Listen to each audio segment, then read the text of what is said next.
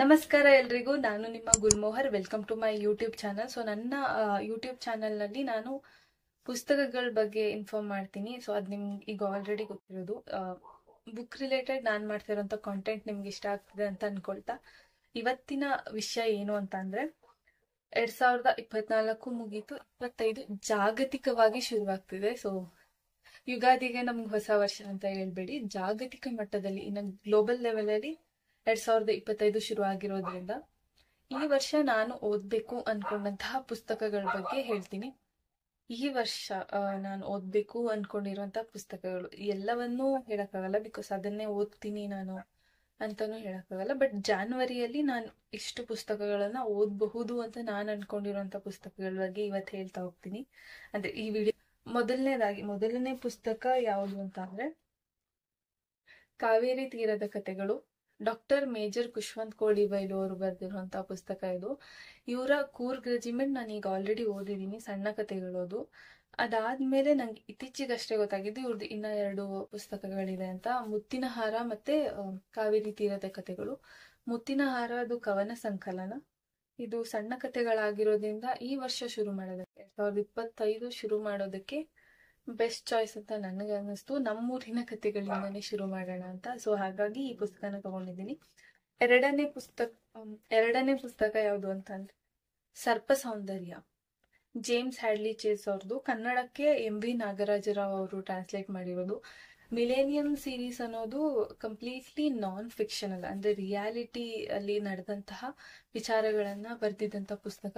So continuously ನಾನ್ fiction ಕಥೆಗಳನ್ನೇ ಓದಿದ್ರಿಂದ ನಾನು ತುಂಬಾ ಅನ್ನಿಸ್ತಾ ಇತ್ತು. ಸೊ ಒಂದು ಫಿಕ್ಷನಲ್ ಸ್ಟೋರಿ, ಅದರಲ್ಲೂ ಸೂಪರ್ ನ್ಯಾಚುರಲ್ ಕಥೆಗಳಿರುವಂತಹ ಪುಸ್ತಕನ ಓದ್ಬೇಕು ಅಂತ. ಹಾಗಾಗಿ ಈ ಪುಸ್ತಕನ ಸೆಲೆಕ್ಟ್ ಮಾಡ್ಕೊಂಡೆ ನಾನು.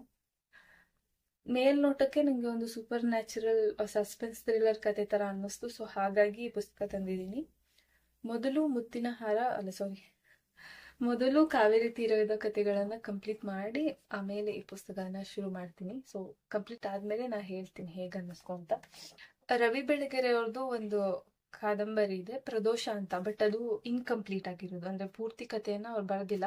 ಮಾಟಗಾತಿ ಓದಿದ್ಮೇಲೆ, ಮಾಟಗಾತಿ, ಸರ್ಪ ಸಂಬಂಧ, ಆತ್ಮ, ಈ 3 ಕಥೆಗಳನ್ನ ಓದಿದ್ಮೇಲೆ ನಾನು ಪ್ರದೋಷ ಓದಕ್ ಶುರು ಮಾಡಿದೆ. ಓದ್ಬಾರ್ದಿತ್ತು ಅಂತ ಅನ್ಕೊಂಡೆ, ಬಿಕಾಸ್ ಇನ್ಕಂಪ್ಲೀಟ್ ಆಗಿರೋಂಥ ಪುಸ್ತಕ. ಪಬ್ಲಿಷ್ ಯಾಕೆ ಮಾಡಿದ್ರು ಅಂತ ಗೊತ್ತಿಲ್ಲ. ಮಾಡಬಾರ್ದಿತ್ತು. ಓದ್ಬಿಟ್ಟು ಓಕೆ ಇನ್ ಮುಂದೆ ಏನಾಗುತ್ತೆ, ವಿಚಾರಗಳು ಏನಿರಬಹುದು, ಕತೆ ಸಿಕ್ಕಾಪಟ್ಟೆ ಚೆನ್ನಾಗಿದೆ. ಕಂಪ್ಲೀಟ್ ಆಗಿದ್ರೆ ಮಾಟಗಾತಿಯನ್ನು ಕೂಡ ಮೀರ್ಸೋಂತ ಕತೆ ಆಗ್ತಿತ್ತು ಅಂತ ನನ್ಗನ್ನಿಸ್ತು. ಸೊ ಅಷ್ಟೊಳ್ಳೆ ಕತೆನ ಅವ್ರು ಕಂಪ್ಲೀಟ್ ಮಾಡಕ್ ಆಗ್ಲಿಲ್ಲ. ಬಟ್ ಅದನ್ನ ಪಬ್ಲಿಷ್ ಮಾಡದೇ ಇದ್ದಿದ್ರೆ ಆಗಿರೋದು ಅಂತ ಅನ್ನಿಸ್ತು. ಸೊ ಆ ಪುಸ್ತಕನ ನೋಡಿದಾಗ ಅದ್ರ ಪಕ್ಕದಲ್ಲೇ ನಂಗೆ ಸಿಕ್ತಂತ ಪುಸ್ತಕ ವಿಕ್ಷಿಪ್ತ. ನಾನು ಇದು ಕೂಡ ರವಿ ಬೆಳಗೆರೆ ಅವ್ರದ್ದು ಇರ್ಬೋದು ಅಂತ ಅನ್ಕೊಂಡೆ, ಬಟ್ ಗುರುರಾಜ್ ಕೊಡ್ಕಣಿ ಅವರ ಪುಸ್ತಕ ಇದು. ಕವರ್ ಪೇಜ್ ನೋಡಿದಾಗ ಅಂಡ್ ಅವರ ಹಿನ್ನುಡಿಯಲ್ಲಿ ಬರ್ದಿರೋಂಥದ್ದನ್ನೆಲ್ಲ ನೋಡಿದಾಗ ಸಸ್ಪೆನ್ಸ್ ಥ್ರಿಲ್ಲರ್ ಎಲಿಮೆಂಟ್ ಇರುವಂತಹ ಒಂದಂತ ಫಿಕ್ಷನಲ್ ಸ್ಟೋರಿ ಅಂತಾನೆ ಅನ್ನಿಸ್ತು. ಸೊ ನಂಗೆ ಫಿಕ್ಷನಲ್ ತುಂಬಾ ಇಷ್ಟ, ಹಾಗಾಗಿ ಈ ಪುಸ್ತಕನ ತಗೊಂಡ್ ಬಂದೆ. ಎಷ್ಟು ದಿನದಲ್ಲಿ ಮುಗಿಸ್ತೀನಿ ಗೊತ್ತಿಲ್ಲ. ಹತ್ರ 198 200 ಪುಟಗಳಷ್ಟು ಇದೆ. ಜನವರಿ ಒಳಗಡೆನೆ ಮುಗಿಸ್ತೀನಿ, ಐ ಆಮ್ ಶೋರ್. ಸೊ ಈ ಪುಸ್ತಕದ ಬಗ್ಗೆ ಕೂಡ ಹೇಳ್ತೀನಿ ಓದಿ ಮುಗಿಸಿದ್ಮೇಲೆ. 2022ರಲ್ಲಿ ಕಲ್ವಾಡಿ ವೆಂಕಟರಾವ್ ಅವರ ಇಂದಿರಾಬಾಯಿ ಅಂದ್ರೆ ಕನ್ನಡದ ಮೊದಲ ಕಾದಂಬರಿ, ಅದನ್ನ ಓದೋದಕ್ಕೆ ಶುರು ಮಾಡಿದ್ದೆ. ಬಟ್ ಅದರಲ್ಲಿ ಇದ್ದಂತಹ ಲ್ಯಾಂಗ್ವೇಜ್ ನಂಗೆ ಅಷ್ಟು ಕಂಫರ್ಟೇಬಲ್ ಅಂತ ಅನ್ನಿಸ್ಲಿಲ್ಲ ಓದೋದಕ್ಕೆ. ಕನ್ನಡದಲ್ಲೇ ಇತ್ತು, ಬಟ್ ನಡುಗನ್ನಡ, ಹಳೆಗನ್ನಡ ನನಗೆ ಸರಿಯಾಗಿ ಗೊತ್ತಿಲ್ಲ, ಹಾಗಾಗಿ ಅದನ್ನ ಹೇಳೋದಿಕ್ಕೆ ಹೋಗಲ್ಲ.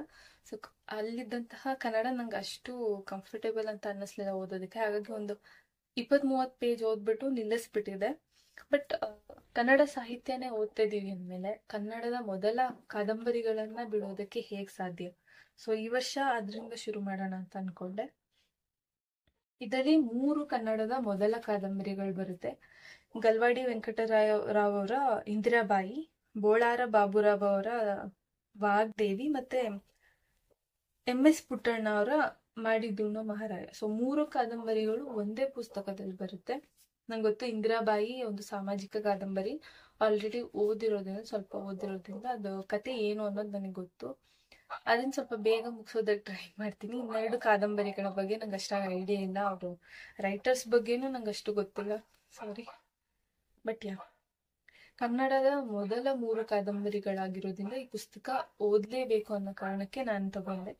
ಈ 4 ಪುಸ್ತಕಗಳನ್ನ ನಾನು ಜನವರಿಯಲ್ಲೇ ಕಂಪ್ಲೀಟ್ ಮಾಡ್ತೀನಿ. ಇದಕ್ಕಿಂತ ಒಂದೆರಡು ಎಕ್ಸ್ಟ್ರಾ ಆಗ್ಬಹುದು, ಯಾಕಂದ್ರೆ ಅನ್ಕೊಂಡಿದ್ದೀನಿ ಜಾಸ್ತಿ ಓದ್ಬೇಕು ಈ ವರ್ಷ ಅಂತ. ಸೊ ಹಾಗಾಗಿ ಈ 4 ಕತೆ, ಕಾವೇರಿ ತೀರದ ಕಥೆಗಳು, ಸರ್ಪ ಸೌಂದರ್ಯ, ವಿಕ್ಷಿಪ್ತ ಮತ್ತೆ ಕನ್ನಡದ ಮೊದಲ 3 ಕಾದಂಬರಿಗಳು 2025 ಶುರು ಮಾಡೋದಕ್ಕೆ ಗ್ರೇಟ್ ಚಾಯ್ಸ್ ಅಂತ ನನಗನ್ನಿಸ್ತು. ಸೊ ಹಾಗಾಗಿ ಇದನ್ನ ಓದೋದಕ್ಕೆ ಶುರು ಮಾಡಿದ್ದೀನಿ.